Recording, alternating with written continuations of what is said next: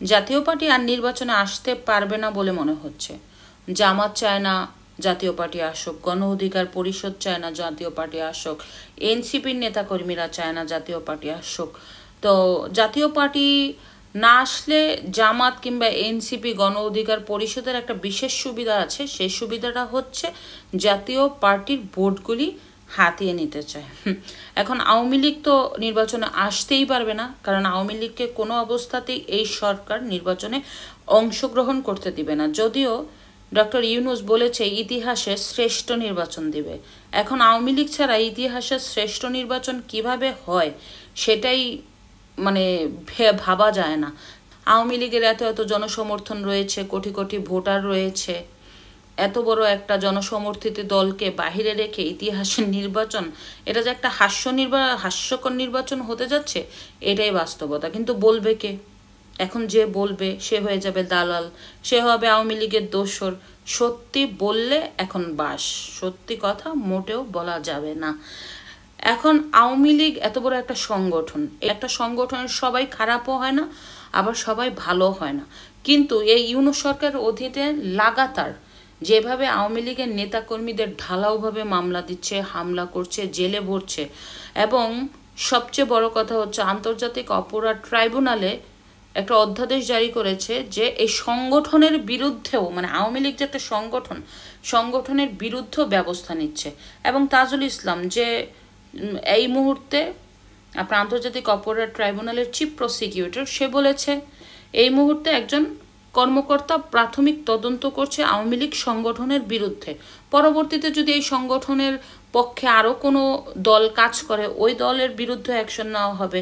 তো বোঝাই যাচ্ছে খুব নিখুঁতভাবে আওয়ামী লীগের পরে জাতীয় পার্টির পরে 14 দলকে এই নির্বাচন আসতে দিবে না, এবং 14 দল আওয়ামী লীগ ছাড়াই এই নির্বাচন অনুষ্ঠিত হবে। মানে আওয়ামী লীগের অধীনে যেমন আওয়ামী লীগ ছিল, আর এই অধীনে হচ্ছে শুধু তারা, মধ্যে দিয়ে বাংলাদেশের জনগণের ভোটের অধিকার সবসময় বঞ্চিত হতে যাচ্ছে। ডক্টর ইউনূস কি পরে বলতে পারবে যে আমি একটি অবাধ, সুষ্ঠু, নিরপেক্ষ বাংলাদেশের ইতিহাসের নির্বাচন দিয়েছি? কিভাবে দেয় সে? একটা বড় দলকে বাহিরে রেখে, জাতীয় পার্টির মতো একটা দল সেও বাহিরে। ইনফ্যাক্ট জাতীয় পার্টির তো 5% ভোট আছে, সব বাদ দেন 5%ও যদি ভোট থাকে তাও তো তাদের 50-60 লাখ ভোটার আছে। এত বড় দলকে বাদ দিতে যাচ্ছে। ধরতে গেলে জাতীয় পার্টি আর জামাত প্রায় একই অবস্থানে, যদিও জামাত এখন একটু ভালো অবস্থানে গেছে, কারণ আওয়ামী লীগ নাই, জাতীয় পার্টি নাই, এই সুযোগটা এখন জামাত ইসলাম নিচ্ছে। এখন আওয়ামী লীগ না আসলে সবচাইতে সুবিধাকার জামাত ইসলামের, 1 নম্বর সুবিধা জামাত ইসলাম। আওয়ামী লীগ যদি আসে বিএনপির সাথে হাড্ডাহাড্ডি লড়াই হবে। এই মুহূর্তে কে নির্বাচনের মাধ্যমে জয়ী হয়ে সংসদে যাবে এটা বলাটা খুবই কঠিন। কিন্তু আওয়ামী লীগ যদি না আসে, জামাত এবং বিএনপির মধ্যে একটা লড়াই হবে।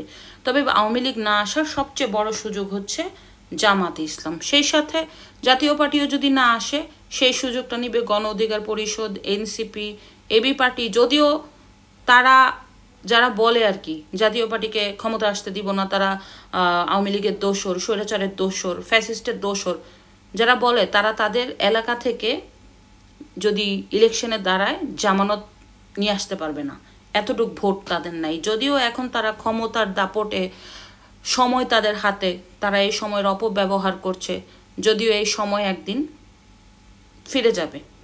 তো যাই হোক, বোঝাই যাচ্ছে জাতীয় পার্টিকে আসতে দিবে না, জাতীয় পার্টি ছাড়া একটা নির্বাচন হতে যাচ্ছে। তবে এই নির্বাচনটা বাংলাদেশের মানুষের কাছে গ্রহণযোগ্যতা পাবে না। আজকে থেকে 2 বছর 5 বছর পরে হলো এই নির্বাচন নিয়ে মানুষ প্রশ্ন তুলবে, আর যেদিন থেকে হবে সেদিন থেকেই প্রশ্ন তুলবে।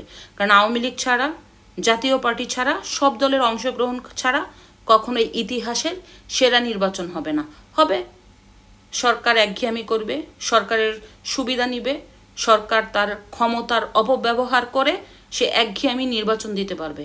তবে অবাধ, সুষ্ঠু, নিরপেক্ষ এবং ইতিহাসের সেরা নির্বাচন হবে না, প্রশ্নবিদ্ধ নির্বাচন থাকবে আজীবন। এটাও একটা কলঙ্কিত ইতিহাস থাকবে। ধন্যবাদ।